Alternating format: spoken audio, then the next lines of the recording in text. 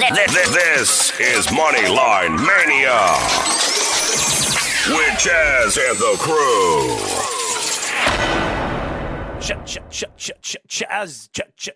Chaz. What's going on, Chaz? Well, you know, guys, when you wake and bake to start the day, and I'm talking about figuratively and literally today, it's a good day. And so I'm sitting around all weekend now waiting to play these guys' picks. I mean, I got Hector gave me soccer, and then Blackhawk West gave me CFL, which we'll cover here. Mo from the Mo Radio Show gave me some preseason stuff. And then Mohammed from 151 Sports Investing, we talked some futures. You know, because you put together shows, it's hard. The timing and stuff. Well, this is my first show in 6 months, and I'm out of shape. I'm not going to lie to you.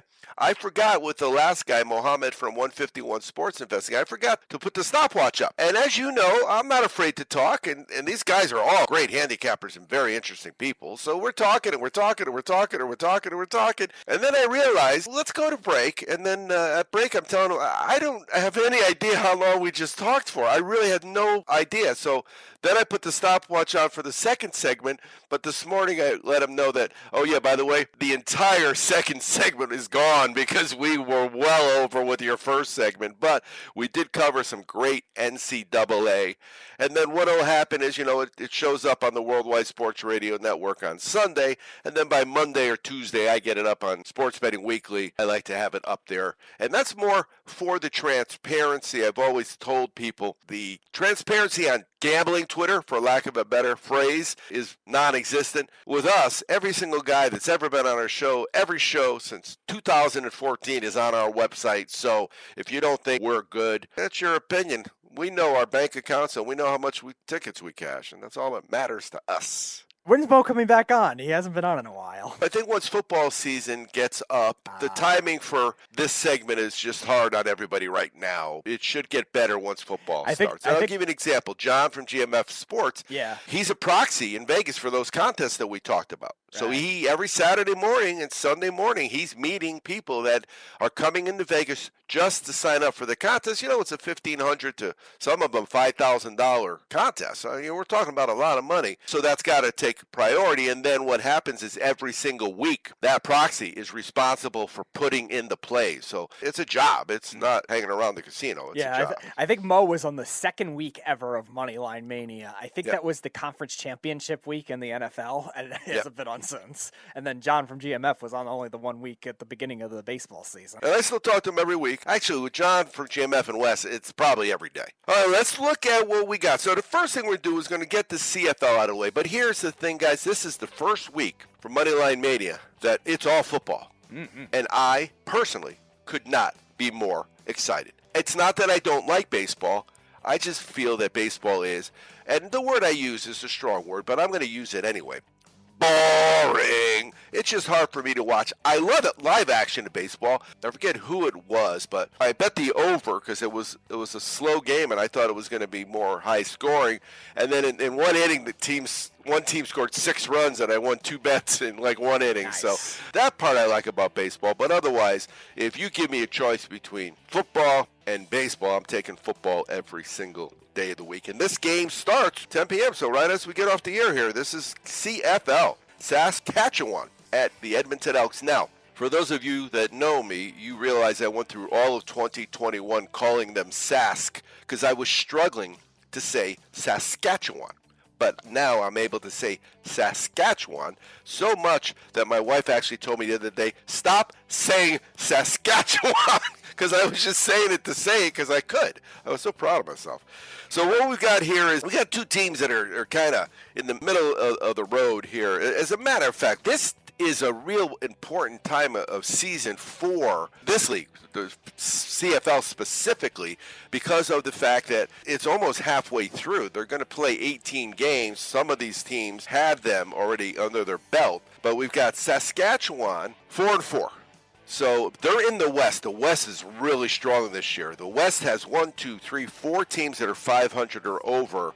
Toronto Argonauts are the only team in the East that is 500 or over, they're 500. They're 4-4, and they got a game and a half lead for first place. So the East is very, very weak. And then Edmonton is the worst team in the division, in the West Division. So this is a 4-4 team versus the 2-6 team. But I don't really look at your record because I don't bet. That's not true. I bet some. Our Money Line Mania bet involves the straight bet. So I do sometimes bet them, but when I look, I'm looking at the spreads. Sask has lost 3 straight against the spread. They've given up 30, and then they gave up 31, and then they gave up 32. As a matter of fact, we talked about the fact that Edmonton is a pretty bad team. You know, they're 2-6, but they give up a lot of points too.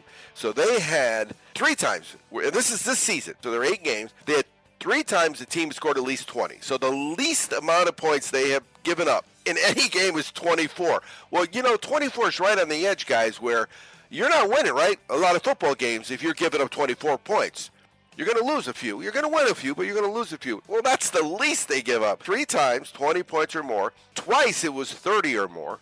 Twice it was 40 or more, and it was almost 60 once because the first game of the year they got 59 thrown up on them. 59 points, so it was almost 60. So I like the over in this game. Wes likes the Rough Riders, and I can see why he likes Rough Riders because the Elks are terrible at home.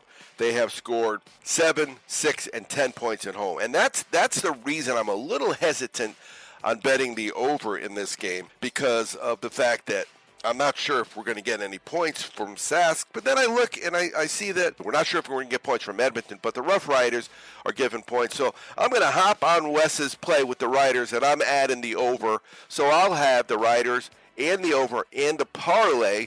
If I hit just one, I get a couple of my bucks back. If I hit both of them, I'm going to cash a few tickets. So that is the CFL play.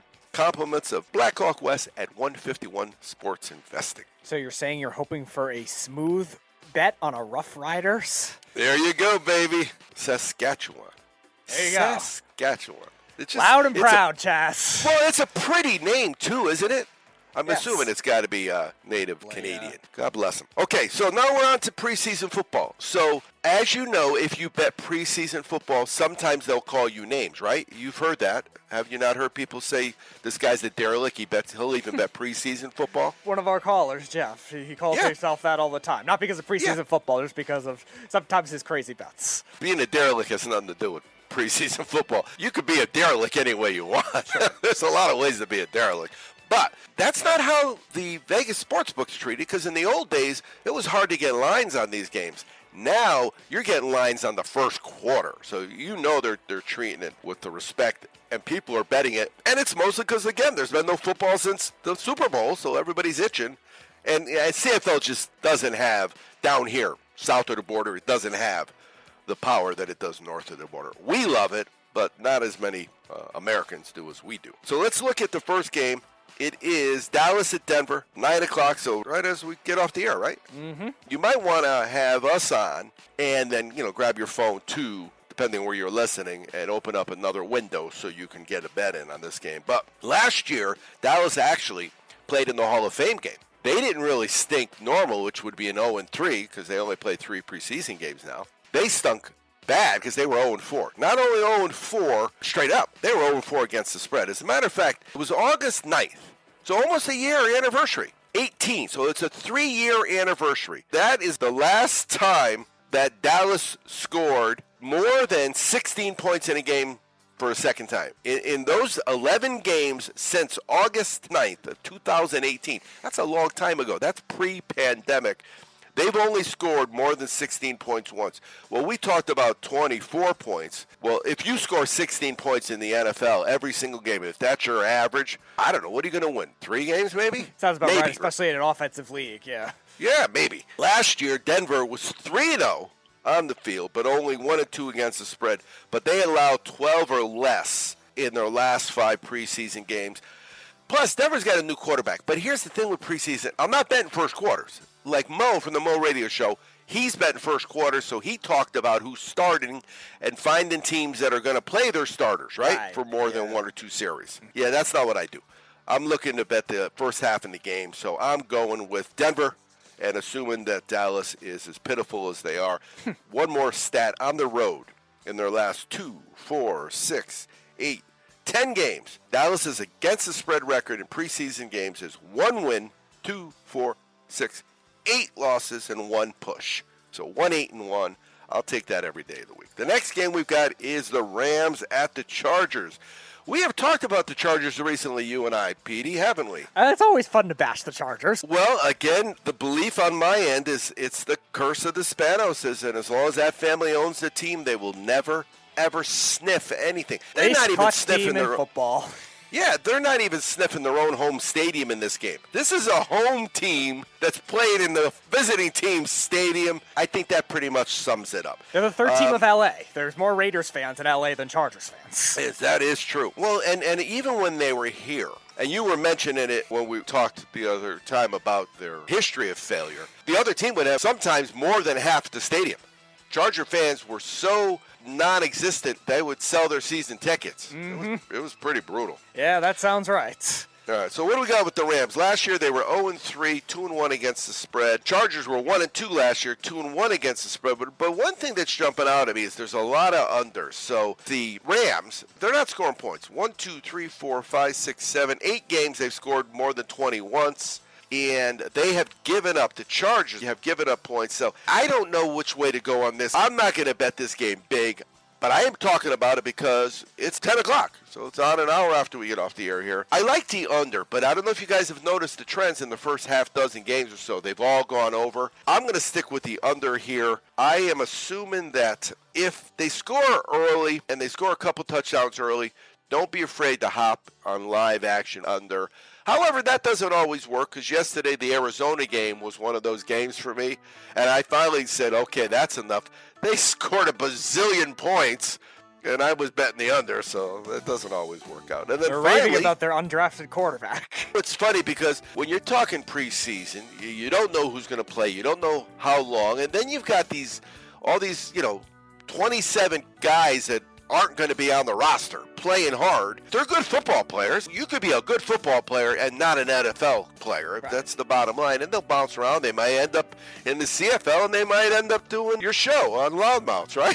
Oh, sure. We see a lot of, yeah. Who will be the new Cordero Patterson? What position will he play? What team will he be on? Exactly. Then you got all the top draft picks. Maybe they're the next coming of Barry Sanders or whatever the name you want to use there. Or maybe they're not. Or maybe they get hurt. It really is a crapshoot. But I've done pretty well early in the season with it, and I'll bet preseason all the way until the college football starts. So I normally will not bet the last game of preseason. Remember, when it was 4 games, the third game, you got the starters, right, for usually the first half. And then the fourth game, they didn't even wear a helmet. They went out there in shorts and a T-shirt. It was basically a walkthrough for the remaining guys that were right on the brink of the roster cuts. Right, exactly. And don't get me wrong, you got to go from 80 to 53. It's a big, important day in those guys' lives. So Sunday, 4:25 Eastern Time, Minnesota at the Raiders. Now, if you saw the Raiders stat, they have done very, very well in preseason recently. As a matter of fact, when they won the Hall of Fame game, it made them 7-0 at home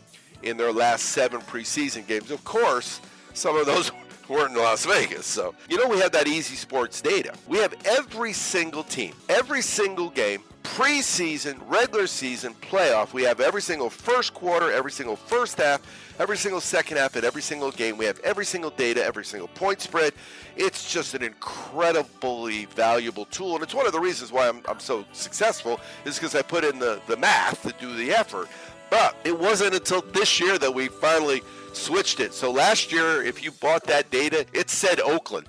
It didn't say Las Vegas because there's a lot of work going through. Yeah, exactly. I agree with you 100%. But there's a lot of work going through 8 years of data for the NFL when they play as many games as they do to fix all the Oaklands and turn them into Las Vegases. But we did that. So last year, Minnesota was 0-3 in the preseason, 1-2 against the spread.